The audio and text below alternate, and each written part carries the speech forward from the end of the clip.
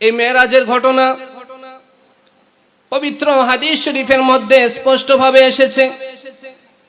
সহিহ বুখারী মুসলিমের হাদিসের মধ্যে এসেছে, মুত্তাফাক আলাইহি হাদিস। নূর নবী রাসূলুল্লাহ সাল্লাল্লাহু আলাইহি ওয়াসাল্লাম বলছেন, ফুরিজা আন সাকফি বাইতি ওয়া আনা বিমক্কাহ। একবার আমি মক্কা শরীফের মধ্যে ছিলাম, তখন আমার ঘরের ছাদকে খোলা হলো। ফানাজালা জিবরিল, তখন হযরতে জিবরাইল আলাইহিস সালাম আমার কাছে আগমন করলেন। ওয়া ফারাজা সাদরি, তারপর আমার বক্ষ বিদীর্ণ করলেন। তারপর হযরতে জিবরিল আলাইহিস সালাম জান্নাত থেকে স্বর্ণের একটি বড় পাত্র আনলেন, যে পাত্রটি ঈমান এবং হিকমত দ্বারা ভরপুর ছিল, যে পাত্রটি ঈমান এবং হিকমত দ্বারা পরিপূর্ণ ছিল। ওই পাত্রটি আমার কলবের মধ্যে, আমার বক্ষে প্রেরণ করলো, আমার বক্ষের মধ্যে স্থাপন করে দিল। নবীজি সাল্লাল্লাহু আলাইহি ওয়াসাল্লাম বললেন, উতীতু বিল বুরাক, তারপর আমার কাছে বুরাককে আনা হলো। নবীজি বুরাকের বর্ণনা দিয়েছেন, ওয়া হুয়া দাব্বাতুন আবয়াদু তাওয়ীলুন ফাওকাল হিমারি দুনাল বাগল। বুরাক হচ্ছে এমন একটা প্রাণী, যেই প্রাণীটা হলো সাদা আকৃতির এবং যেই প্রাণীটা গাধার চেয়ে একটু বড় এবং খচ্চরের চেয়ে একটু ছোট। নবীজি বুরাকের স্পষ্ট বর্ণনা দিয়ে দিলেন। তারপর নবীজি বলছেন, ইয়াদাউ হাফিরাহু ইনদা মুনতাহা তরফিহি। বুরাকটার গতি এত বেশি ছিল, বুরাকটার দৃষ্টি যতটুকু পর্যন্ত যেত, তার এক একটা কদম গিয়ে সেখানে পড়তো। বলেন সুবহানাল্লাহ। আমার কথা বুঝতেছেন? বুরাকের গতি কতটুকু ছিল? আল্লাহ তাআলা যে বলেছেন, রাত্রির সামান্য একটু অংশে এত বড় সফর করেছেন, মসজিদে হারাম থেকে মসজিদে আকসায় গিয়েছেন, আবার আল্লাহ রাব্বুল আলামিনের সাথে দিদার লাভ করেছেন শুধুমাত্র রাতের একটি অংশে। এই মসজিদে হারাম থেকে মসজিদে আকসা পর্যন্ত এই দীর্ঘ সফর, শত শত মাইল জায়গা অল্প সময় কিভাবে গেলেন? নবীজি বলছেন, বুরাকের গতি কতটুকু ছিল? তার দৃষ্টি যেখানে গিয়ে পড়তো, তার এক একটা কদম গিয়ে সেখানে পড়তো। বলুন না সুবহানাল্লাহ। এবার চিন্তা করে দেখুন তার গতি কত বেশি ছিল। নবীজি বলছেন, ফারাকিবতুহু, আমি ওই বুরাকের মধ্যে আরোহণ করলাম। হাত্তা আতাইতু বাইতুল মাকদিস, মুহূর্তের মধ্যেই ওই বুরাক আমাকে নিয়ে বাইতুল মুকাদ্দাসে উপস্থিত হয়ে গেল। গিয়ে দেখলাম সেখানে সকল নবী রাসূলগণ আমার জন্য অপেক্ষা করছে। যখন আমি সেখানে গেলাম, সকল নবী রাসূলগণ আমাকে মারহাবা জানাতে লাগলো, আমাকে স্বাগতম জানাতে লাগলো। সকল নবী রাসূলগণ আমার ইমামতিতে 2 রাকাত নামাজ আদায় করলো। নামাজ আদায় করার পর ফারাজা বিনা জিবরিল আলাইহিস সালাম ইলা সামা, হযরতে জিবরিল আলাইহিস সালাম আমাকে নিয়ে প্রথম আসমানের দিকে রওনা হলো। ফাস্তাফতাহা জিবরিল আলাইহিস সালাম, প্রথম আসমানে যাওয়ার পর হযরতে জিবরিল আলাইহিস সালাম ফেরেশতাদের কাছে অনুমতি প্রার্থনা করলেন। ভিতর থেকে বলা হলো, মান আনতা, ভিতর থেকে বলা হলো, মান আনতা, আপনি কে? হযরতে জিবরিল আলাইহিস সালাম জবাব দিলেন, আনা জিবরিল, আমি হলাম হযরতে জিবরিল আলাইহিস সালাম। আবার বলা হলো, মান মাআকা, আপনার সাথে কে? হযরতে জিবরিল আলাইহিস সালাম জবাব দিলেন, মুহাম্মাদুন সাল্লাল্লাহু আলাইহি ওয়াসাল্লাম, আমার সাথে হযরতে মুহাম্মদ মুস্তাফা সাল্লাল্লাহু আলাইহি ওয়াসাল্লাম। আবার প্রশ্ন করা হলো, ওয়াকাদ বুইসা ইলাইহি, উনার কাছে কি দাওয়াত পাঠানো হয়েছে? উনাকে কি আল্লাহ রাব্বুল আলামিন মেরাজের জন্য দাওয়াত করেছেন? হযরতে জিবরিল আলাইহিস সালাম জবাব দিলেন, ক্বাদ বুইসা ইলাইহি, হে, উনাকে আল্লাহ রাব্বুল আলামিনের সাথে সাক্ষাতের জন্য আল্লাহ তাআলা দাওয়াত দিয়েছেন। নবীজি বলছেন, ফাফুতিহা লানা, প্রথম আসমানের দরজা খুলে ফেলা হলো। তখন আমি দেখলাম প্রথম আসমানের মধ্যে একজন ব্যক্তি, ওই ব্যক্তির 2 পাশের মধ্যে 2 দল মানুষ, 2 দল মানুষের রূহ। ওনার ডান দিকে একদল মানুষ, ওনার বাম দিকে আরেক দল মানুষ। উনি হচ্ছেন হযরতে আদম আলাইহিস সালাম। হযরতে আদম আলাইহিস সালামকে প্রথম আসমানে আমি দেখলাম, ওনার ডান পাশে একদল মানুষ, ওনার বাম পাশে একদল মানুষ। উনি ডান পাশের মানুষের দিকে তাকিয়ে হাসছেন, বাম পাশের মানুষের দিকে তাকিয়ে কাঁদছেন। নবীজি জিজ্ঞাসা করলেন, এর কারণ কি? প্রিয় নবী রাসূল আকরাম সাল্লাল্লাহু আলাইহি ওয়াসাল্লামকে জানানো হলো, তিনি ডান দিকের মানুষদের দিকে তাকিয়ে হাসছেন, এর কারণ হলো ওনার ডান দিকে যে মানুষগুলো তারা হলো জান্নাতি মানুষ, বলুন সুবহানাল্লাহ। এবং ওনার বাম পাশের যে মানুষগুলো যাদের দিকে তাকিয়ে তিনি কাঁদছেন তারা হলো জাহান্নামী মানুষ, এজন্য তাদের দিকে তাকিয়ে তাকিয়ে তিনি কাঁদছেন। তারপর নবীজি বলছেন, ফারাজা বিনা জিবরিল আলাইহিস সালাম ইলাস সামাইস সানিয়া। হযরতে জিবরিল আলাইহিস সালাম আমাকে নিয়ে দ্বিতীয় আসমানের দিকে উঠলেন। দ্বিতীয় আসমানে যাওয়ার পর সেখানে দুইজন নবীর সাথে আমার সাক্ষাৎ হলো। দ্বিতীয় আসমানের মধ্যে আমি দেখলাম হযরতে ঈসা আলাইহিস সালাম এবং হযরতে ইয়াহইয়া আলাইহিস সালাম। দ্বিতীয় আসমান থেকে আমি আবার তৃতীয় আসমানের দিকে গেলাম, আবারও একই প্রশ্ন, মান আনতা? হযরতে জিবরিল আলাইহিস সালাম বললেন, আনা জিবরিল। আবার বলা হলো, আমান মাআকা, আপনার সাথে কে? তিনি জবাব দিলেন, মুহাম্মাদুন মুস্তাফা সাল্লাল্লাহু আলাইহি ওয়াসাল্লাম, আমার সাথে সাইয়্যিদুল মুরসালিন নবিয়ুল হারামাইন নূর নবী সাল্লাল্লাহু আলাইহি ওয়াসাল্লাম। আবার প্রশ্ন করা হলো, ওয়াকাদ বুইতা ইলাইহি। তিনি জবাব দিলেন, কাদ বুইতা ইলাইহি। নবীজি বলছেন, ফাফুতিহা লানা, আমাদের জন্য তৃতীয় আসমানের দরজাকে খুলে দেয়া হলো। তৃতীয় আসমানের দরজা যখন খুলে দেয়া হলো, আমি দেখলাম সেখানে হযরতে ইউসুফ আলাইহিস সালাম। নবীজি বললেন, সেখান থেকে আমি চতুর্থ আসমানের দিকে গেলাম। ফারাজা বিনা জিবরিল আলাইহিস সালাম ইলাস সামাইর রাবিআ। হযরতে জিবরিল আলাইহিস সালাম আমাকে নিয়ে চতুর্থ আসমানের দিকে গেলেন। আবারও একই প্রশ্ন, মান আনতা, আপনি কে? তিনি বললেন, আনা জিবরিল। আবারও প্রশ্ন করা হলো, মান মাআকা, আপনার সাথে কে? তিনি বললেন, মুহাম্মাদুন সাল্লাল্লাহু আলাইহি ওয়াসাল্লাম। আবারও প্রশ্ন করা হলো, ওয়াকাদ বুইতা ইলাইহি। তিনি জবাব দিলেন, কাদ বুইতা ইলাইহি। নবীজি বলছেন, ফাফুতিহা লানা, চতুর্থ আসমানের দরজা কি খুলে দেয়া হলো। চতুর্থ আসমানের মধ্যে আমি দেখতে পেলাম সেখানে হযরত ইদ্রিস আলাইহিস সালাম। নবীজি বলছেন, ফারাজা বিনা জিবরিল আলাইহিস সালাম ইলাস সামাইল খামিসা। তারপর হযরতে জিবরিল আলাইহিস সালাম আমাকে নিয়ে পঞ্চম আসমানের দিকে গেলেন। আবার ওই কি প্রশ্ন, মান আনতা? তিনি বললেন, আনা জিবরিল। আবারও প্রশ্ন করলেন, ওমান মাআকা, আপনার সাথে কে? তিনি বললেন, মুহাম্মাদুন সাল্লাল্লাহু আলাইহি ওয়াসাল্লাম। আবারও প্রশ্ন করা হলো, ওয়াকাদ বুইতা ইলাইহি। তিনি বললেন, কাদ বুইতা ইলাইহি। যখন এই উত্তর দেয়া হলো, নবীজি বলছেন, ফাফুতিহা লানা, তখন আমাদের জন্য পঞ্চম আসমানের দরজাকে খুলে দেয়া হলো। নবীজি বলছেন, পঞ্চম আসমানের মধ্যে আমি হযরতে হারুন আলাইহিস সালামের দেখা পেলাম। নবীজি বলছেন, ফারাজা বিনা ইলা সামাইস সাদিসা।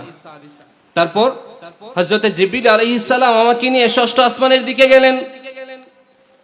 আবার ওই কি প্রশ্ন, মান আনতা ওয়া মান মাআকা ওয়াকাদ বুইতা ইলাইহি। উত্তর দেওয়ার পর নবীজি বলছেন, ফাফুতিহা লানা, আমাদের জন্য ষষ্ঠ আসমানের দরজাকে খুলে দেয়া হলো। দেখলাম সেখানে হযরতে মূসা আলাইহিস সালাম।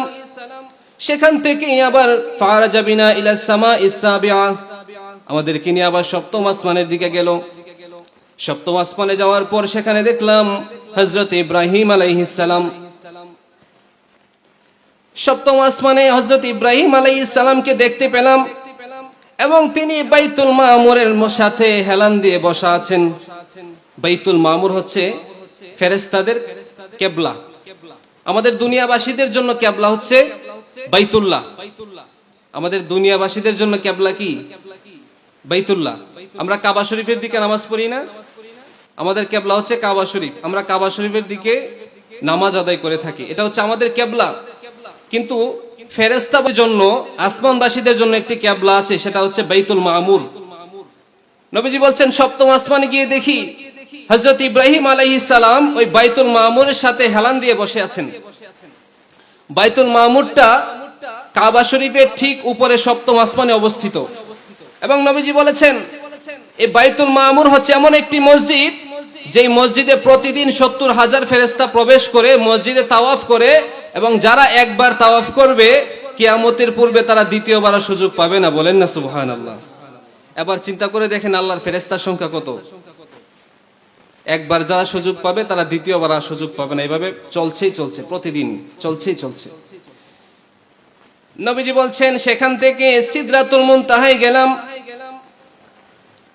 সিদরাতুল মুনতাহা একটি গাছ, নবীজি এই গাছের বর্ণনা দিয়েছেন।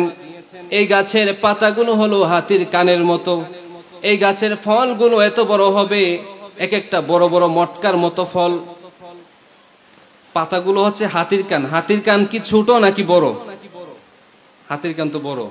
তো গাছের পাতাগুলো হবে এরকম বড় বড়, আর এক একটা ফল হবে বড় বড় মটকার মতো। সিদরাতুল মুনতাহা হচ্ছে এমন একটি জায়গা যে জায়গাতে গিয়ে সৃষ্টি সীমানা শেষ, এরপর সৃষ্টির আর কোনো ক্ষমতা নেই, এর উপরে আর কোনো সৃষ্টি যেতে পারে না, এর উপর সম্পর্কে কোনো সৃষ্টি জানে না, এখানে সৃষ্টি সীমানা শেষ। কিন্তু আল্লাহর প্রিয় হাবিব সাল্লাল্লাহু আলাইহি ওয়াসাল্লাম, ওনার জন্য বিশেষ মর্যাদা, বিশেষ ফজিলত, তিনি রব্বুল আলামিনের দিদারে যাচ্ছেন। ওনার জন্য সিদরাতুল মুনতাহা শেষ সীমানা নয়, এটা ওনার জন্য মুজিজা। তিনি সেখান থেকে উপরের দিকে যেতে লাগলেন। সিদরাতুল মুনতাহা থেকে লা জামান লা মাকান 70,000 নূরের পর্দা পাড়ি দিয়ে আরশে আজিমে গেলেন, রব্বুল আলামিনের দিদার লাভ করলেন। আল্লাহ রাব্বুল আলামিন পবিত্র কুরআন মাজিদের মধ্যে স্পষ্টভাবে ঘোষণা করে দিয়েছেন, সুম্মা দানা ফাতাদাল্লা ফাকানা কাবা কাউসাইনি আও আদনা। আমার প্রিয় হাবিব সাল্লাল্লাহু আলাইহি ওয়াসাল্লাম ওই মেরাজের রাত্রিতে আমার এত বেশি নিকটবর্তী হয়েছে, দুটি ধনুক যতটুকু নিকটবর্তী ততটুকু নিকটবর্তী হয়েছে, বা তার চেয়ে আরো বেশি নিকটবর্তী হয়েছে। বলুন সুবহানাল্লাহ। আল্লাহ খুব নিকটবর্তী হয়েছেন। এবং অন্য আয়াতের মধ্যে আল্লাহ তাআলা বলছেন, মা যাগাল বাসারু ওয়া মা তাগা লাকাদ রাআ মিন আয়াতি রাব্বিহিল কুবরা। আমার প্রিয় হাবিব সাল্লাল্লাহু আলাইহি ওয়াসাল্লাম যখন আমাকে দেখলো, তখন তার দৃষ্টি এদিক সেদিক যায়নি, তার দৃষ্টি বক্র হয়নি, সীমা লঙ্ঘন করেনি। আমি আমার প্রিয় হাবিব সাল্লাল্লাহু আলাইহি ওয়াসাল্লামকে এই মেরাজের রজনীতে অনেক নিদর্শন দেখিয়েছি। বলুন সুবহানাল্লাহ। এই মেরাজের রাতে আল্লাহর প্রিয় হাবিব সাল্লাল্লাহু আলাইহি ওয়াসাল্লামকে আল্লাহ তাআলা অনেক কিছু দেখিয়েছেন, জান্নাত জাহান্নাম অনেক কিছু দেখিয়েছেন। মেরাজের অনেক ঘটনা রয়েছে, হাদিস শরীফের মধ্যে সবকিছু বর্ণনা হয়নি, সবকিছু আমরা জানি না। এই মেরাজের ঘটনা বিস্তারিত সবকিছু জানা কোনো মানুষের পক্ষে সম্ভব নয়। কারণ দুনিয়ার ক্ষেত্রে যদি আমরা চিন্তা করি, ভালোবাসার মানুষের মধ্যে যখন কথাবার্তা হয়, কার্যকলাপ হয়, এমন অনেক কথাবার্তা থাকে যেগুলো এই দুইজন ছাড়া অন্য কোনো মানুষ জানে না।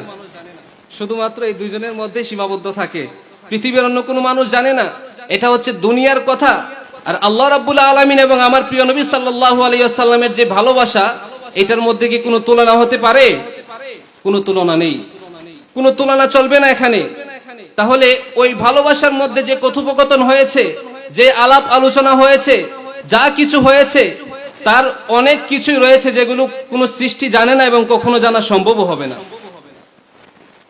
আমরা শুধুমাত্র সামান্য কিছু যেগুলো হাদিস শরীফের মধ্যে এসেছে সেগুলো আপনাদেরকে জানানোর চেষ্টা করছি। সহিহ বুখারী মুসলিমের হাদিস, মুত্তাফাক আলাইহি হাদিস, এটি যে ঘটনাগুলো বলছি। আল্লাহর প্রিয় হাবিব সাল্লাল্লাহু আলাইহি ওয়াসাল্লাম বলছেন, আমি যখন আল্লাহ রাব্বুল আলামিনের সাথে দিদার লাভ করলাম, যখন আল্লাহ রাব্বুল আলামিনের খুব নিকটবর্তী হলাম, আমার রব আমার জন্য, আমার উম্মতের জন্য 50 ওয়াক্ত নামাজ ফরজ করে দিয়েছেন। 50 ওয়াক্ত। নবীজি সাল্লাল্লাহু আলাইহি ওয়াসাল্লাম 50 ওয়াক্ত নামাজ নিয়ে তিনি দুনিয়ার দিকে আসছেন। ষষ্ঠ আসমানে হযরতে মূসা আলাইহিস সালামের সাথে সাক্ষাৎ হলো। হযরতে মূসা আলাইহিস সালাম জিজ্ঞাসা করলেন, মা ফারাদা রাব্বুকা আলা উম্মাতিকা? ইয়া রাসূলুল্লাহ, ইয়া হাবিবাল্লাহ, আপনার রব আপনার উম্মতের উপর কি ফরজ করেছে? নবীজি বললেন, 50 সালাহ। আমার রব আমার উম্মতের জন্য 50 ওয়াক্ত নামাজ ফরজ করেছেন। হযরতে মূসা আলাইহিস সালাম বললেন, ইরজি ইলা রাব্বিক ফাসআলহু তাখফিফ, আপনি আপনার প্রভুর নিকট ফিরে যান, আপনার প্রভুর নিকট গিয়ে দরখাস্ত করেন তিনি যেন এই 50 ওয়াক্ত নামাজ থেকে নামাজকে কমিয়ে দেন। ফাইন্না উম্মাতাকা লা ইউতিকুনা যালিক, কারণ আপনার উম্মত এই 50 ওয়াক্ত নামাজ আদায় করতে পারবে না। আমার নবী সাল্লাল্লাহু আলাইহি ওয়াসাল্লাম তিনি আবার আল্লাহ রাব্বুল আলামিনের দরবারে গেলেন। রাব্বুল আলামিনের দরবারে গিয়ে বললেন, ওগো রব, আমার উম্মত এই 50 ওয়াক্ত নামাজ আদায় করতে পারবে না, আপনি দয়া করে মায়া করে এই নামাজকে আপনি কমিয়ে দেন। আল্লাহ রাব্বুল আলামিন সেখান থেকে 5 ওয়াক্ত নামাজকে কমিয়ে দিলেন। নবীজি আবারও ষষ্ঠ আসমানে হযরতে মূসা আলাইহিস সালামের সাথে দেখা হলো। হযরতে মূসা আলাইহিস সালামকে যখন বলা হলো এই 5 ওয়াক্ত নামাজ কমানো হয়েছে, মূসা আলাইহিস সালাম বললেন, ইরজি ইলা রাব্বিক, আপনি আপনার প্রভুর নিকট ফিরে যান, ফাসআলহু তাখফিফ, আপনার প্রভুর নিকট গিয়ে দরখাস্ত করেন তিনি যেন নামাজকে আরো কমিয়ে দেন, কারণ আপনার উম্মত এই 45 ওয়াক্ত নামাজ পড়তে পারবে না। আমাদের নবী নূর নবী সাল্লাল্লাহু আলাইহি ওয়াসাল্লাম আবার রব্বুল আলামিনের দরবারে গেলেন। এইভাবে কমতে কমতে কমতে কমতে একবার আল্লাহর দরবারে, একবার মূসা আলাইহিস সালামের কাছে, এইভাবে আসা যাওয়ার মধ্যে কমতে কমতে কমতে কমতে সর্বশেষ 5 ওয়াক্ত নামাজ রব্বুল আলামিন আমাদের জন্য ফরজ করে দিয়েছেন। 5 ওয়াক্ত। এই 5 ওয়াক্ত নামাজ দিয়ে যখন নবীজি আবার আসলেন হযরতে মূসা আলাইহিস সালামের কাছে, হযরতে মূসা আলাইহিস সালাম বলছেন, ইরজি ইলা রাব্বিক ফাসআলহু তাখফিফ, আপনি আপনার রবের নিকট ফিরে যান, আপনার উম্মত এই 5 ওয়াক্ত নামাজও পড়তে পারবে না। আমার আপনার নবী বললেন, قد رجعت الى ربي حتى استحييت منه, আমি বারবার আল্লাহ রাব্বুল আলামিনের দরবারে যাচ্ছি, বারবার নামাজকে শুধু কমিয়ে আনছি, বারবার আল্লাহ রাব্বুল আলামিনের দরবারে যেতে আমি লজ্জাবোধ করছি, সেজন্য আমি আল্লাহর দরবারে আর যাচ্ছি না। এজন্য আল্লাহ রাব্বুল আলামিন এই 5 ওয়াক্ত নামাজ আমাদের জন্য ফরজ করে দিলেন। এবং আল্লাহ তাআলা এটাও ঘোষণা দিয়ে দিলেন, আমাদেরকে জানিয়ে দিলেন নবীজির মাধ্যমে, ওগো হাবিব, আপনার কোন উম্মত যদি 5 ওয়াক্ত নামাজ যথাযথভাবে আদায় করতে পারে, 50 ওয়াক্ত নামাজের সওয়াব তাকে আমি দিয়ে দেব। সুবহানাল্লাহ। 5 ওয়াক্ত নামাজ পড়লে 50 ওয়াক্তের সওয়াব, এটা আমরা কিভাবে পেলাম, কার উসিলায় পেলাম, জানা দরকার আছে কিনা। আমাদের নবীর উসিলায়, মেরাজের উসিলায় হযরতে মূসা আলাইহিস সালামের এবং আল্লাহ রাব্বুল আলামিনের মধ্যে নবীজির বারবার আসা যাওয়ার মাধ্যমে 50 ওয়াক্ত নামাজকে 5 ওয়াক্ত করা হয়েছে, এবং এই 5 ওয়াক্তের মধ্যে 50 ওয়াক্তের সওয়াব আল্লাহ তাআলা দিয়ে দিবেন। বলুন না সুবহানাল্লাহ। এই 5 ওয়াক্ত নামাজ আমরা এখন ঠিকভাবে আদায় করছি না। নামাজের প্রতি অনেক যত্নশীল হতে হবে। নামাজ রাব্বুল আলামিন আমাদের জন্য ফরজ করে দিয়েছেন, এজন্য আমরা প্রত্যেকই 5 ওয়াক্ত নামাজ অবশ্যই আদায় করব। সকলেই পারবো তো ইনশাআল্লাহ? আল্লাহ রাব্বুল আলামিন যেন আমাদেরকে 5 ওয়াক্ত নামাজ আদায় করার তৌফিক দান করেন জামাতের সাথে। সকলেই বলে আমিন।